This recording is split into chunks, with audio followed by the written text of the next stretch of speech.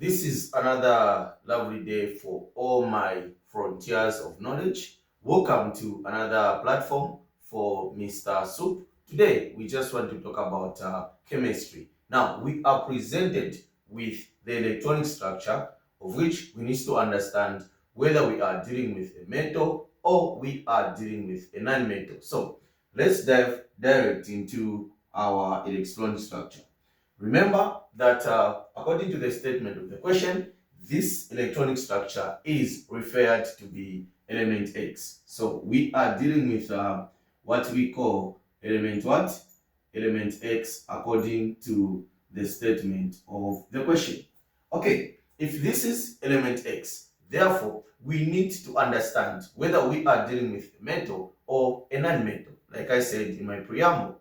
Remember that when we are presented with the electronic structure, therefore, there are a few things that we need to note. Number one, we need to count the number of electrons. The total number of electrons being shared on the shells, we need to understand them. So, let's go and say the first shell is having 2, meaning the display of our electronic configuration, our EC, is going to be what? The first shell is having 2 electrons, so this is 2 comma. The outer shell, which is our last shell, is having 6 electrons. Therefore, we are talking about the electronic configuration of 2,8. Now, on the periodic table, we can determine to say this element we are dealing with is a non-metal or a metal, because this element, for it to be stable, needs to have 8 electrons in its outermost shell. Therefore, this signifies to say we are dealing with a non-metal. Now, if we are dealing with a non-metal, therefore, we would love to know the specific element that represent this particular electronic what? Structure. So, when we say 2 plus 6, we are having 8. Now, an element on the periodic table, which is having 8 as the atomic number or the total number of what? Protons, because on a neutral element, the number of electrons, the total number of electrons and the total number of what? Protons are equal. Therefore, if the total number of electrons is showing to be 8, this simply means that we are dealing with that special element on the periodic table by the name of what? Oxygen. Now, after we understand the name of the element, which is referred to be element X, therefore we can dive into the questions.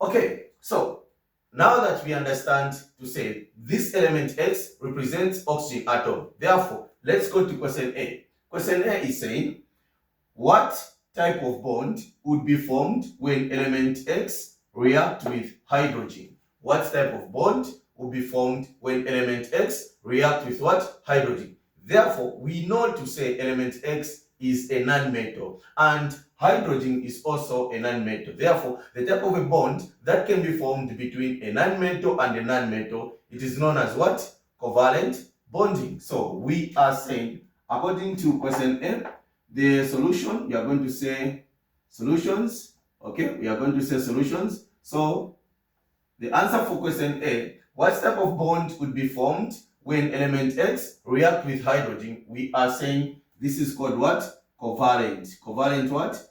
Bond or bonding. So we are talking about covalent what? Bonding is the type of a bond that is going to be formed.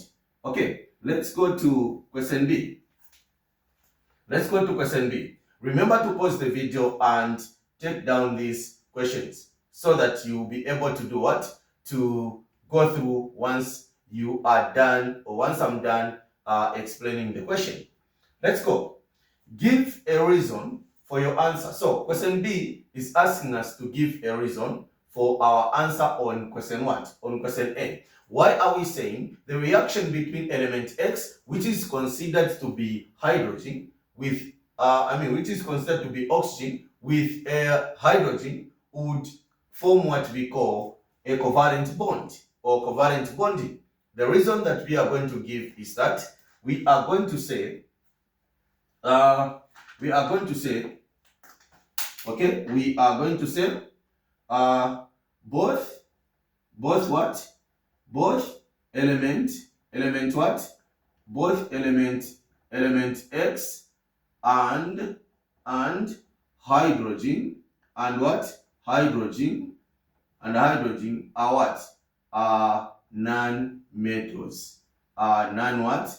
Non-what? Non-metals. Therefore, this is our reason for us to say the reaction between element X and hydrogen would form a covalent bonding. So the reason we are saying is that both element X and hydrogen are what? Are non-metals. Let's go to question C so that we are going to understand what it is talking about.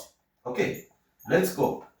So I'm going to erase question A and question B so that I create a space for question C. Now, my question C is saying, draw the dot and cross structure of the compound formed when element X react with hydrogen atoms. Okay, remember that hydrogen atoms, meaning that we are dealing with a gas. So what's going to be formed when element X, which is what?